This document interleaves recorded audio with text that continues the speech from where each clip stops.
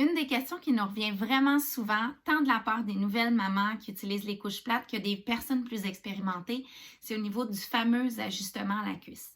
Donc, puisque la couche plate, c'est un grand carré qu'on va plier pour en faire une couche, toute son efficacité repose vraiment sur un ajustement optimal. Donc, aujourd'hui, je vous montre 3 manières d'ajuster à la cuisse. La méthode Gutnke, le Jelly Roll, et puis une autre méthode qui m'a été enseignée par Jessie qui travaille avec moi, qui est super simple et qui va vous faciliter la vie. Pour le premier ajustement, je vais vous montrer la méthode Gutnke avec un pliage origami, mais ça pourrait être utilisé avec d'autres types de pliage. C'est juste que c'est un pliage que moi j'utilise beaucoup ici. Donc, vous allez positionner votre bébé pour que la couche ait à peu près jusqu'à la hauteur du nombril. Puis, vous allez ramener le panneau ici vers le haut. Ensuite, moi, je tiens la cuisse comme ça. Puis, vous allez venir vraiment bien étirer la couche comme ça en suivant la rondeur de la cuisse. Moi, je l'amène vraiment haut. Là. Je l'emmène jusqu'au haut de la couche.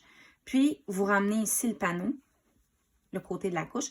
Puis, vous pouvez retravailler ici votre pli. Voyez-vous, comme ça vient vraiment mouler la cuisse. Là, c'est sûr qu'on a un bébé en chiffon, là, donc il n'y a pas des cuisses super rondes.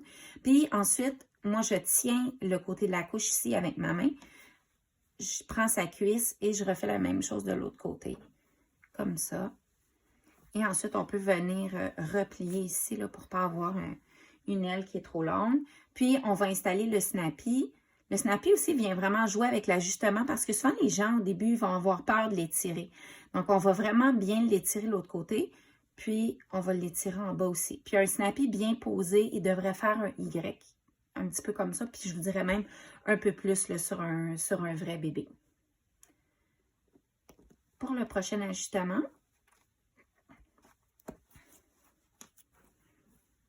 je vais vous montrer le fameux Jelly Roll.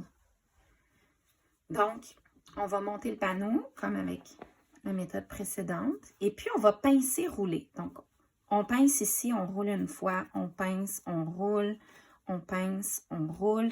Puis, à mesure qu'on va faire le tour de la cuisse, on roule comme ça. Donc, ça vient vraiment faire comme un petit rouleau sur le tour de la cuisse qui va empêcher, entre autres, les fuites de sel chez le nouveau-né. Puis, on vient chercher de l'autre côté, on pince, on roule, on pince, on roule, on pince, on roule.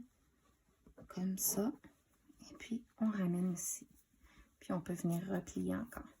Donc, voilà. Vous voyez le principe. Même chose avec le snappy. Puis, le dernier ajustement,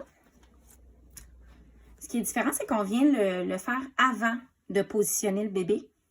Donc, ça revient un peu à la même chose que la méthode, la première que je vous ai montrée, la méthode Gutnke. Mais on va venir créer le pli comme ça avant de venir positionner le bébé.